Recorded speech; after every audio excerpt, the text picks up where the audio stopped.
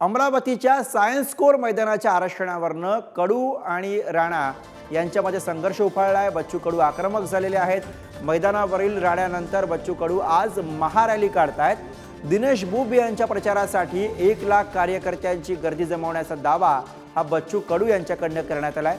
बच्चू कडू यांनी यावेळी राणा दाम्पत्यावरती गंभीर स्वरूपाचे आरोपही केले।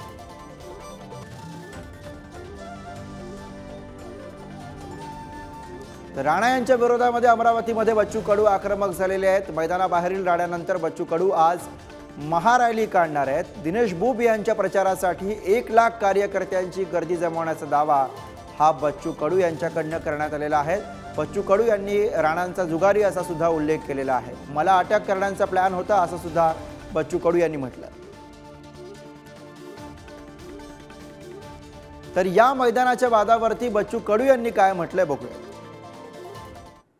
निवडणूक झाल्याच्या नंतर खरी आपली भूमिका आता म्हणजे जे तुम्ही आता तर आम्ही सोडलं होतं। प्रत्येक ठिकाणून हप्ते सगळं सुरू आहे। एवढा मोठा कुठे पैसा येते कुठून? गावागावात खुनं भांडणं अशा प्रकारे हा महाराष्ट्र नेण्याचा प्रयत्न आहे। ठीक आहे, आम्ही 2 पावलं शांततेसाठी मागे घेतले असतं, पण काय झालं असतं आम्ही मागे नाही घेतलं असतं तर खून व्हायला असतं, तिथे रक्तबांबळ झाले असते कार्यकर्ते। तुम्ही त्याच प्रतीक्षेत होते का हटला नाही पाहिजे, याला अंदर टाकलं पाहिजे, दोघांना अंदर टाकायचं, आपलं सिद्धी करून घ्यायची।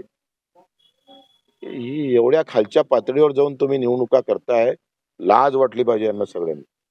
26 तारखेला किंवा आता उद्या परवा काही एखादी मुस्लिम आणि हिंदूची दंगल घडू शकते आणि अशा खालच्या पातळीवर येऊन निवडणूक जिंकण्याची त्यांची सवय आहे आणि म्हणून आम्ही 2 पावलं कार्यकर्त्यांनी म्हटलं की आपण मागे घेतलं पाहिजे, नाहीतर कार्यकर्ते रात्रभरातच 20-25 हजार आले असते आणि पुन्हा डाग लागू नये म्हणून 2 पावलं शांततेनं आपण मागे घेतले।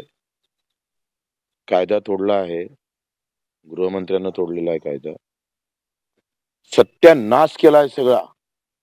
धर्माचा इतक्या खालच्या पातळीवरचा वापर या मतदारसंघात जेवढा झाला तेवढा कुठेच झाला नाही। कोण मान्य करण हो?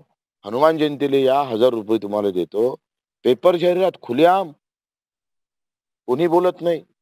त्या रॅलीचा खर्च याच्यात मांडला जात नाही। कलेक्टर तहसीलदार उघड्या डोळ्यानं पाहतं, एखाद्याचा बलात्कार व्हावा कोणाचा आणि त्याच्यावर उघड्या डोळ्यानं प्रशासनानं पाहावं आणि पुन्हा टाळ्या वाजवाव्या, एवढी ना आलाय की। आणि आता पराभव होणारच आहे। पहिले 1 लाख तरी भेटत होते, आता 50,000च्या वर भेटणार नाही।